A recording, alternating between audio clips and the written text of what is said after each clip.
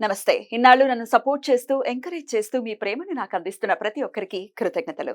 అలాగే ఈ వీడియో కూడా ఖచ్చితంగా మీకు ఉపయోగపడుతుంది. లైక్, షేర్ అండ్ సబ్స్క్రైబ్ చేసి మీ సపోర్ట్‌ని నాకు అందించండి. అలాగే ఈ వీడియో పట్ల మీకున్న అభిప్రాయాన్ని కామెంట్ సెక్షన్‌లో కామెంట్ చేసి తెలియజేయండి.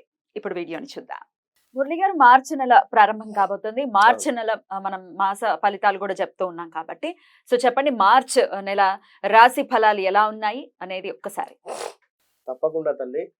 గత ఫిబ్రవరిలో చెప్పినటువంటివి చాలా వ్యూస్‌కి వెళ్ళడము, మంచి మంచి కామెంట్స్ రావడము, హ్మ్. మా యాక్యురేట్‌గా సపోర్టని. వాళ్ళకి మ్యాచ్ హ్మ్. అవ్వటము. అయితే ఇక్కడ ఒక విషయం ఏమిటి అంటే గ్రాచారం, గోచారం వేరు. చాలామంది గూడా గ్రాచారం ఏమిటి, గోచారం ఏమిటి అనేది గూడా అడుగుతూ ఉన్నారు కామెంట్ రూపకంగా. గోచారంలో గ్రహాలు మారుతవి. గ్రహచారంలో ఎక్కడైతే గ్రహాలున్నవో అక్కడే ఉంటవి. మారవు అనేది మీరు గమనించుకోండి. మీరు పుట్టిన సందర్భంలో ఏదైతే ఒక లగ్నం ఆ సమయానికి ఏర్పడేటువంటి లగ్నము, దాన్ని ఆధారంగా చేసుకొని ఉండేటువంటి ఈ 12 చక్రాస్ కూడా ఏ ఏ గ్రహం ఎక్కడైతే ఉంది అనేటువంటిది మాత్రం అది ఇంపార్టెంట్. అవును. అందులో మీ మహాదశ, అంతర్దశ, భుక్తి ఇవి చూసుకుంటే ఏది రన్ అవుతుందనేది అర్థమవుతుంది. ఇది గమనించుకోండి. ఈ మార్చి నెలలో మీరు అర్థం చేసుకోవాల్సినటువంటి విషయం ఏమిటంటే ప్రపంచవ్యాప్తంగా కూడా అంటే ప్రపంచవ్యాప్తంగా, దేశవ్యాప్తంగా అంతటా కూడా వాస్తవానికి అరిష్ట గ్రహస్థితి అనేటువంటిది ఏర్పడుతూ ఉన్నది. అప్పట్లో కరోనా వచ్చినటువంటి సిట్యుయేషన్‌గానే భావన చేసుకుందాము. కానీ కరోనా కాకుండా ఏవైనా కొత్త రకమైనటువంటి హెల్త్ ఇష్యూస్ రావడం గానీ, ఎవరికీ ఒంట్లో బాగుండకపోవడం గానీ, హ్మ్. లేదా చాలా మంది కూడా మంచి మంచి పొజిషన్‌లో ఉండేటువంటి వారికి హెల్త్ ప్రాబ్లమ్స్ రావడము, అదే విధంగా అనేక మంది వ్యక్తులు మరణించేటువంటి అవకాశాలు గోచరిస్తూ ఉన్నాయి. వివిధ రకాలైనటువంటి ప్రమాద సంఘటనలు అది అగ్ని సంబంధించింది కావచ్చును, భూకంపాలు కావచ్చును, అదే విధంగా వాటర్ రిలేటెడ్ గూడా కావచ్చు.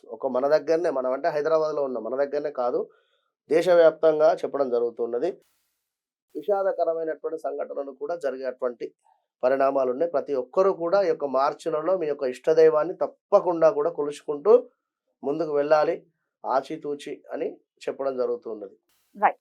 ఈ దేశానికి అంటే ఓవరాల్‌గా మీరొక ఔట్ ఆ! లుక్ లాగా అవును. అవును. చెప్పారనమాట. హ్మ్. హ్మ్. జపాన్‌లో?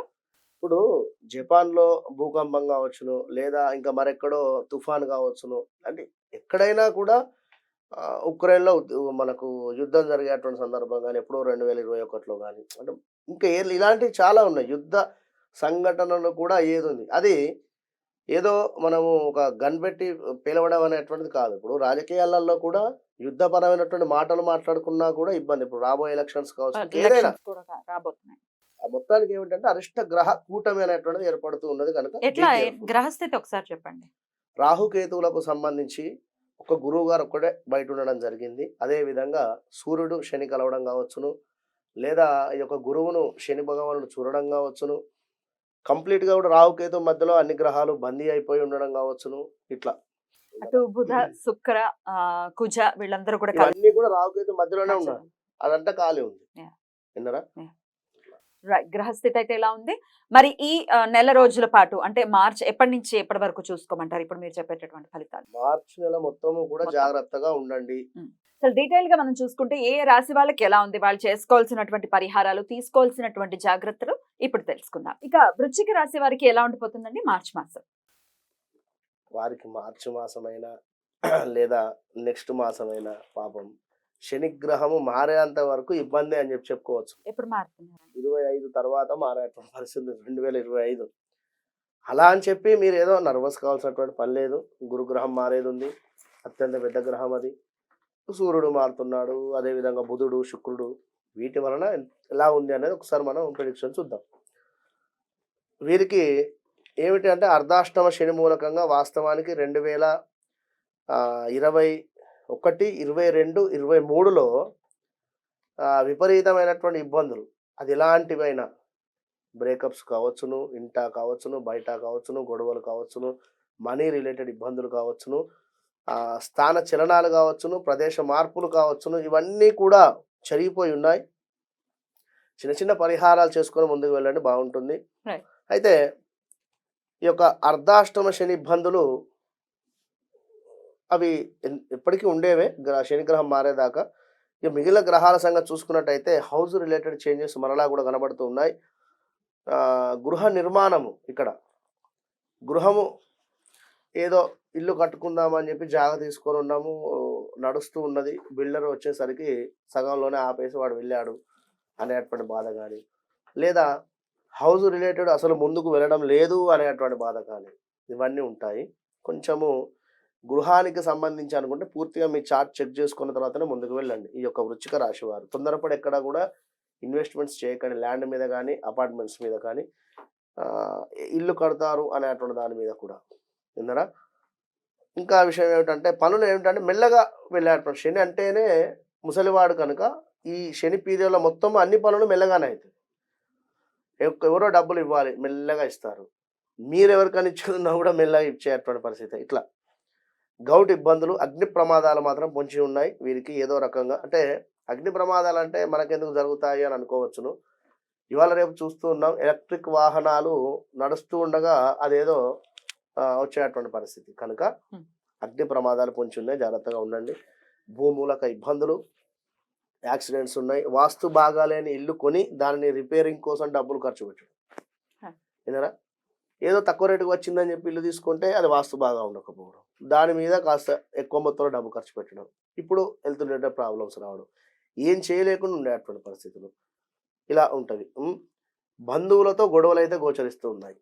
బంధువుల విషయాలలో జాగ్రత్త. భావ బామ్మర్దుల మధ్య గొడవలు అయితే ఉన్నవి, జరిగేటువంటి ప్రమాదాలు ఉన్నాయి. ఈ యొక్క మార్చి నెలలో వృశ్చిక రాశి వారికి మేనమామ సహకారాలు పొందేటువంటి పరిస్థితి కూడా గోచరిస్తూ ఉంది.